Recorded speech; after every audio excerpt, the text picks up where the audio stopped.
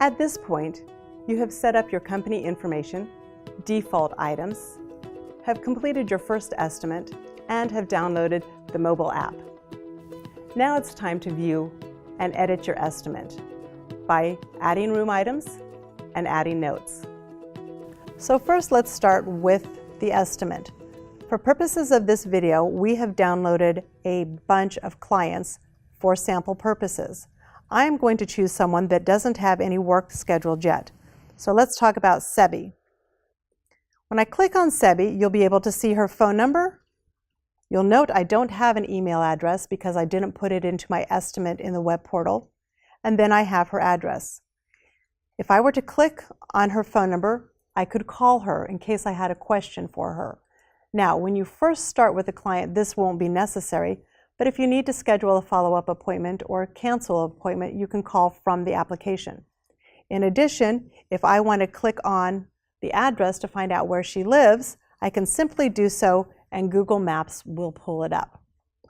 But let's get started with adding a room. You can see I have two things, rooms and notes. Let's start with rooms. I simply click on rooms, and in the upper right corner I have the plus sign. My cursor is over here, and so I'm going to type in the kitchen.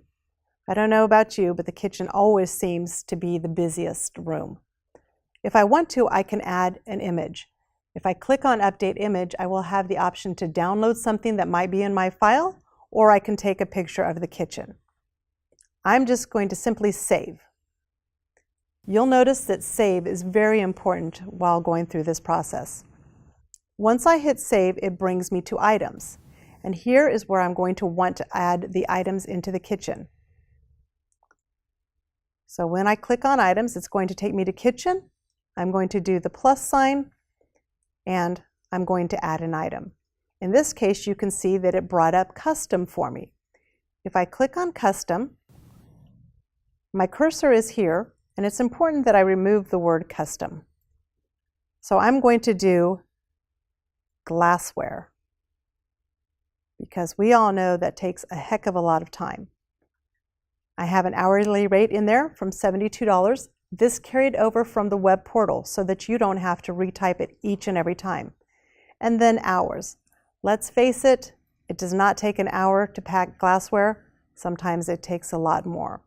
I simply click on hours, I hit the backspace button, and I enter the number of hours that it's going to take my team to pack the glassware in this kitchen.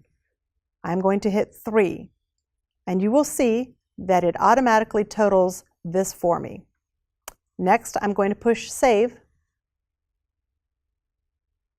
and it will take me back to the kitchen. Save again, just to make sure that we're there. And I can add another item.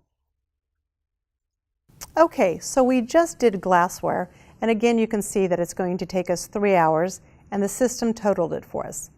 Let's add another item. Again, I push item. I'm going to hit the plus sign, and there's my drop-down box. So what I can do is I can simply scroll down to something that's in the kitchen that I want to price. So let's choose kitchen dishes. I've already set this up in my web portal. It comes up kitchen dishes, shows my hourly rate, and I already said that it's going to take me 2 hours to pack the kitchen dishes.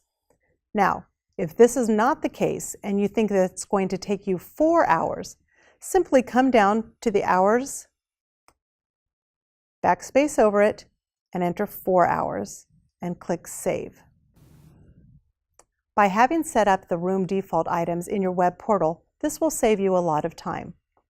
One of the things that I do want to point out to you is using the back button will take you back to the estimate.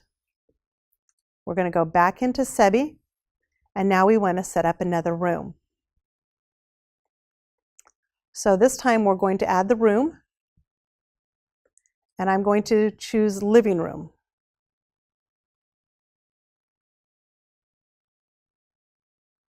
I'm going to save. Now items. Clicking on it, in this case, I want to bring up my drop-down box, And I want to scroll down because I know that I set up the living room as a whole. So as I scroll down, here's my living room. This allows you flexibility to set up the default in the web portal the way that it works best for you. I no longer do it by item, I do it by room. So I'm going to click on living room, and it's going to bring it up for me. So the living room, I'm going to say it's going to take me 12 hours to do a living room. And you may say 12 hours, that's a lot. Well, think about the living rooms that you pack. How many books do they have in there? Do they have their office desk there? What kind of things are in a living room that's going to take you a long time? For me, I said 12 hours. However, you might say a living room typically takes me 6.